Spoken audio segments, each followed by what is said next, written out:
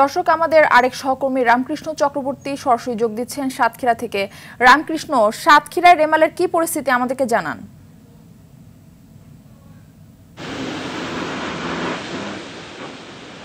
হ্যাঁ মারফি, ঘূর্ণিঝড় রেমালের প্রভাবে সাতক্ষীরার সুন্দরবন সংলগ্ন উপকূলীয় জনপদে ঝড় বৃষ্টি শুরু হয়েছে।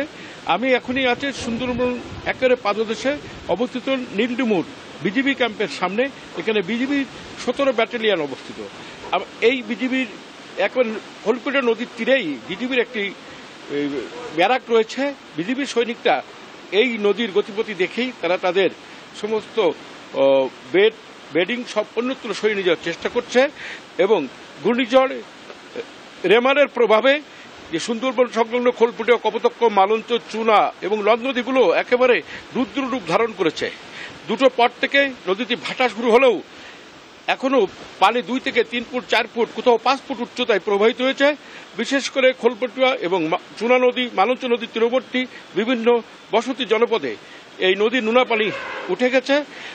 কথা বলেছিলাম, এই আমি যেখানে দাঁড়িয়ে আছি এই নীলডুমুরির বিপরীতেই গাবুরা বদ্বীপ, ওপাশে সুন্দরবন, এপাশে গাবুরা।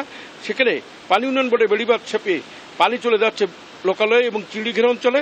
পাশেই দুর্গাবাটি, সেখানেও পানি উন্নয়ন বোর্ডে বেড়িবাঁধে ফাটল দেওয়ার খবর আমরা পেয়েছি। যোগাযোগ করার চেষ্টা করেছিলাম পানি উন্নয়ন বোর্ডের নির্বাহী প্রকৌশলীর সাথে। তিনি বলেছেন আমি এই উপকূল অঞ্চলে আছি এবং সাতক্ষীরার বিশেষ করে বড় আতঙ্কের কারণ হল যে পানি উন্নয়ন বোর্ডের বেড়িবাঁধ।